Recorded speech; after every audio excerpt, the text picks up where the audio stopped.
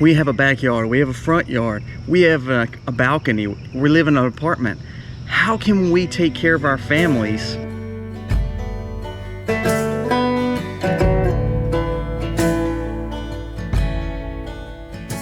Welcome to the Max and our gardens and our homestead. Thank you for coming on. If you are new to the Max, please go down here, press subscribe, because there's always something hopefully you can get out of our videos, not for just information, but hopefully just a good time and entertaining and enjoyment. So thank you again for being here. We have monster gardens in a homestead, but a lot of times in our comments and a lot of times when people watch, in survival mentality, they're wondering, what can we grow in a smaller space? We have a backyard, we have a front yard, we have a balcony, we live in an apartment. How can we take care of our families and take care of ourselves and grow food when there's not a lot of space or we have no ground to grow in? So today we're going to be talking about container growing, urban survival growing, and making sure you're growing all you can in abundance in a very small space, in a small scale, making abundant gardens with not a lot of space. So we're going to be talking about 7 crops that we are going to be growing and vegetables that we grow in small spaces. You can grow in the ground, you can grow in containers, you can grow with hardly no water, or you can grow literally indoors. Now, a lot of these come with challenges just because you're taking them and you're trying to be innovative with this crop. The main thing with survival and being self-sufficient is you have to be innovative. Go against the system and understand how you can grow it and challenge the system. So in many times, like for us, if we're growing something, they say, well, you can't grow this. So for instance, tomatoes. Tomatoes grow very good in a certain time of year in the South, Mississippi Zone 8B. However, we've learned to manipulate that, challenge that, be innovative in that, and grow them maybe indoors. Maybe half indoors, half outside, on porches, in makeshift greenhouses, even down to December and January. Now, are we getting the abundance that we had? No, but we are providing food when they say we can't.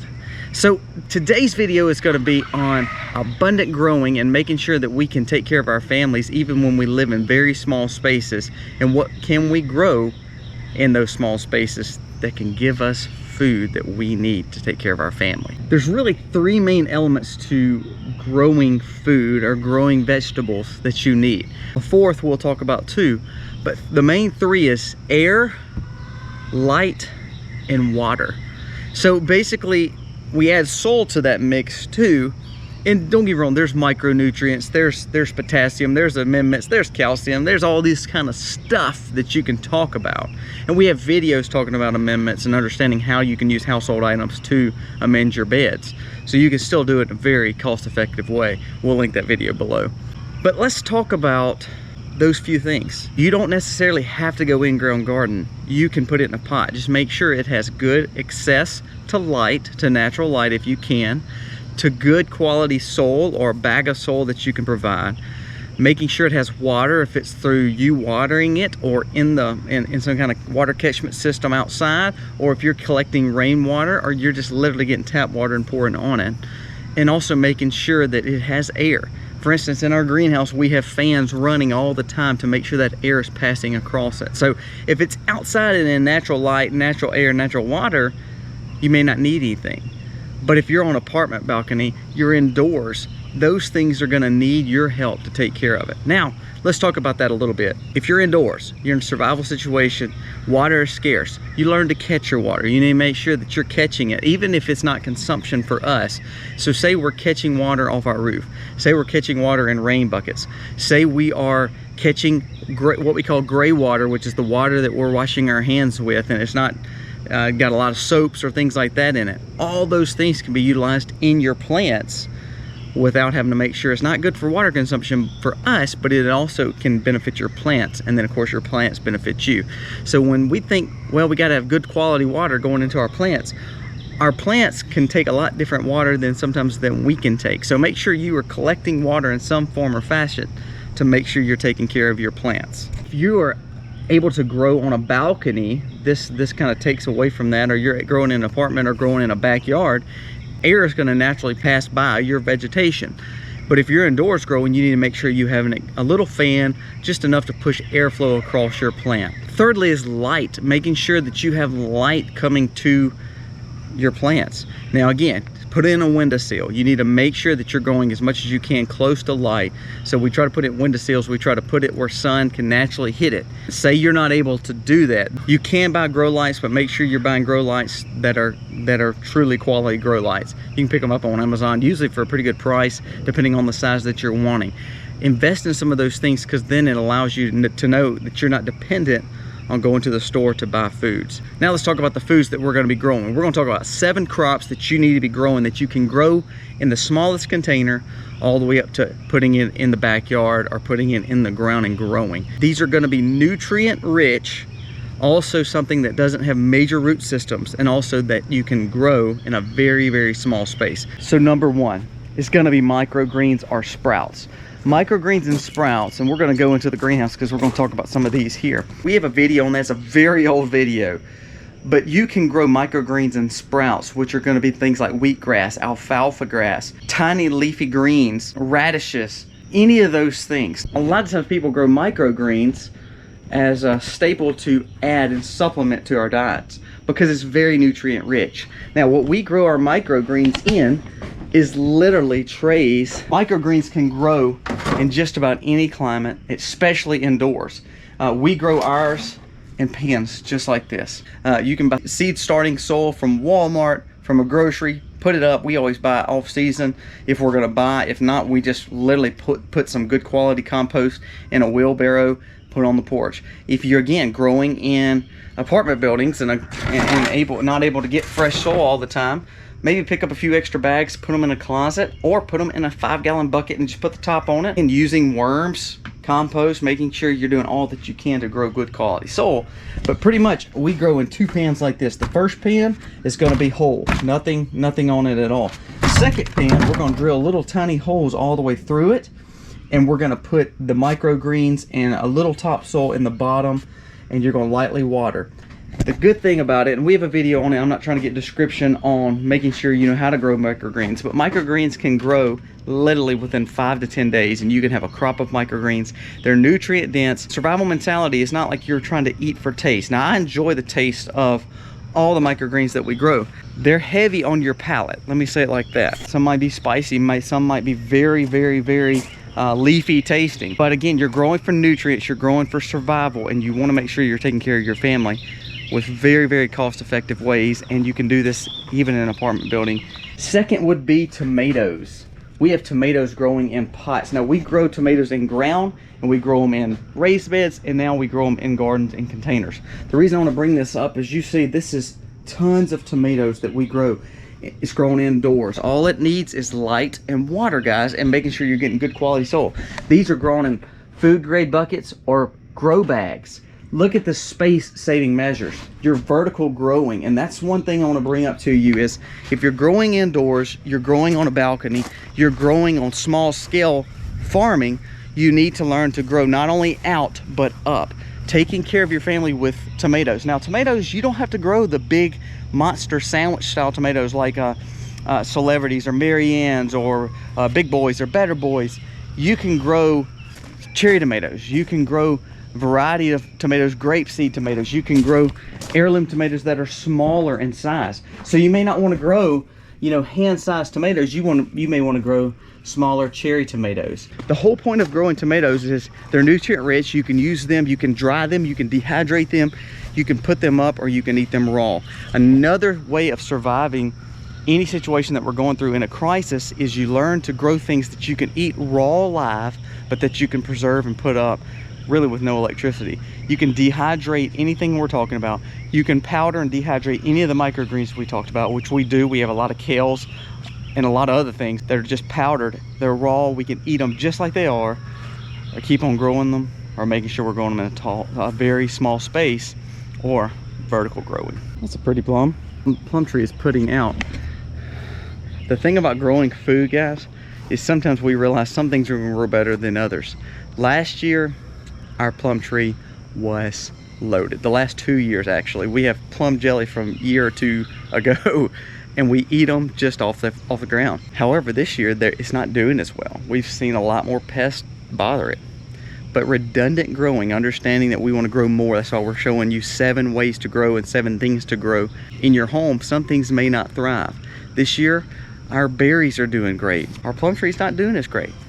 We're doing all the things to make sure it's doing, and then of course it's growing plums, but to a point of growing 50 or 60 gallons, it may only grow 20 gallons this year. The point of growing what we're doing, your microgreens may do great, your tomatoes may not. So then you say, okay, well, let's move on to a new tomato. Let's try another variety of tomato to grow in buckets. We have some that do not grow good in buckets, then we have some that do. Do your research and understand the value of successes and failures in your farm. Thirdly, we mentioned this in several videos before, is berries. Strawberries. Strawberries can grow in the ground in a very small spot. We have 500 plants planted literally in a tiny spot all over the yard here. The reason we always film in the backyard, because we want you to understand that even though we're growing 10,000 square foot of gardens, you can literally grow anything and everything in a very small spot to take care of your family. Strawberries are nutrient rich, but not as rich as some of the other things that we're going to be talking about. But it also changes your palate. It also allows you to have that sweet that's coming along with all the salties and bitters and tangies that you're getting. And it's a great way to balance out your diet and making sure you're getting good quality food all the way around. Strawberries can be everbearing. You can grow them in very small amounts of soil. As you see, we've got a lot of things growing right here in pots. We buy loads of pots. And then we go to nurseries. You'll notice if you go to a nursery, build a relationship with local nurseries. Some nurseries cannot use pots over and over. So look at the amount of pots that we've built up over the years. We may have $20 or $30 in all those pots because we either buy them for literally pennies on the dollar, or you literally are just given to you because they're going to throw them away anyway. Now you see in containers, we're not going to talk about a lot of these, but we have limes, we have kumquats, we have pineapples, we have aloe, parsleys, we have elderberries, we have this beautiful orange tree. We have a lot growing. So when we talk about the 7 things that we're growing that you need to be growing, please know that that's not the only things you can grow. We have raspberries growing right here in big pots. So try to grow as much as you can, not only these 7, but these 7 to me tend to be the ones that grow in abundance and also are very nutrient rich. 4th thing we're going to be talking about is alliums. You see some garlic growing in those grow bags. We're using them to grow underneath a lot of other things as companion plants. Here's another grow bag of garlic. Using garlic, chives, onions, scallions, all those things are nutrient rich. They're easy to grow. You do not even need a lot of soil. You can actually grow a lot of these in water and just literally hardly no soil used. You can keep on producing. You can cut the greens off, used to supplement anything you're eating. Also by eating greens, your nutrition to your diet. If you are wanting to regrow these, all you need is, once you harvest the bulb, especially garlic as we're talking in this situation, you could take 1 piece of that clove, re-put it in water and good quality soil, keep it watered, and all of a sudden you're going to see sprouts come back up. So it is a reoccurring, regenerative way of growing, and adding alliums such as garlic, onions, scallions, any of those elements are very good to grow. You can grow those in small containers. You can grow those in the same containers we grow microgreens in, or you literally can grow them in cups from your kitchen cabinet, making sure you're understanding the value of the nutrition in those things. Now garlic and onions, a lot of times people say, I can't eat those raw. That's okay. Eat a little bit with your meal, because again, if you're on a rice and beans survival kind of plan, by adding those things to it, you're getting your nutrition and some of the vegetables that you're adding to your meals. One of the biggest and most overlooked item that you can grow in windowsills, you can grow in small spaces, you can do in edible landscaping, and we have them all over the yard and even in our greenhouse, is definitely herbs. We have herbs everywhere. Right beside the tomatoes there's herbs, right beside the sunflowers there's herbs, right beside the cornflowers there's herbs, right beside the onions and lettuce is herbs. You can grow herbs anywhere. Herbs are the medicine of where we're at when we can't get medicine. We have a video on that. Misty did a great job talking about some of the ways that you can use herbs. Understanding the value of the herb is not seasoning. We use herbs as seasoning, but really when it comes down to it, herbs are used for health. They allow you to get benefits from what we've planted. Things like parsley. Parsley is nutrient rich. As we talked before, chives, scallions, nutrient rich. Chamomile, calendula for health benefits. This is lemongrass. Right next to that is yarrow. Right next to that is parsley and lavender. Also some dill right there that's going to seed. There's so many benefits to putting herbs in your diet. And that's one thing that you literally can take one big pot and you can plant 5 or 6 herbs together. Herbs are so nutrient rich that if you've got the rice and beans for the denseness to make sure you're adding caloric count, then you're adding your nutrients again with the herbs. In survival mentality, it's the best way to take care of your family too when there's no medicine, no prescriptions. Learn herbs because you can make tinctures out of them, you can dry them, you can dehydrate them, you can add them to food, but more importantly, you can take care of our bodies sometimes when there's no medicine around. Leafy greens. Leafy greens you can grow 12 months out of the year. This is some lettuce. All this lettuce right here is bolting. What it's doing is it's done, it's played out. We've ate as much lettuce as we can off these this butter crutch here. When it comes up here, it's going to end up putting a flower off. That flower needs to die. That flower is going to produce life in the seeds for next year. So this is something that's regenerative. You can grow. It's quick grows. Usually within 20 or 30 days, you're harvesting all the lettuce that you want. Look at this gorgeous lettuce. Look at this lettuce behind it. It plants, look how, I mean, I've got probably 50 plants just in this one little spot next to the onions that we talked about. So in this one area, all the things we've talked about, from the strawberries to the onions to the lettuce, even down to all the herbs, we're literally standing in something that can provide food for us in abundance in a very, very small spot. But look at this lettuce here. Lettuce is very nutrient rich. It's a superfood. When we talk about kales, we talk about super greens, we talk about mustard greens, we talk about lettuces. The greener it is, the better it is for you. Lettuce and greens are easy to grow. It grows in abundance. You may get tired in the survival mentality of eating greens and lettuce, but to be honest with you, it's good for your weight, to make sure it's good for your medicinal benefits, but also it's very healthy for you and it will keep you in a very good spot. It tends to grow better in cooler climates. So again, if you're growing indoors in a controlled environment, or you're growing on balcony in shade, a lot of those things do better in shade. A lot of things we've talked about, other than the tomatoes need sun and need a lot of light. But a lot of the other things that we're discussing can easily grow in shade with no issue, just with a little extra sun or a little extra light. That's all you need. Well, the bees are already out this morning. It's a beautiful day. We've had a little rain, and they are already right there on the edge of the hives. It's honey season for us, so we're fixing to be pulling our spring honey, and I'm excited about it. I love honey. It provides sugar for us, basically a natural form of sugar. We do not artificially feed them. We don't give them sugar water. We allow them to have their honey provided by the things they harvest from the world, and then ultimately give us a year's worth of sugar by having them. So lastly, we're at the big garden, or one of the big gardens. You see we have peas growing here. Now if you have ways to grow, take up your front yard, take up your backyard, grow peas, because peas grow in abundance and they put off 2 or 3 or 4 different yields throughout the summer and early fall. Ours grow into late fall because we're in zone 8B. You can eat raw. It's good fiber for your diet. It's good legumes to add back to your soil. You're adding value because again, you're able to put something up that's a filler.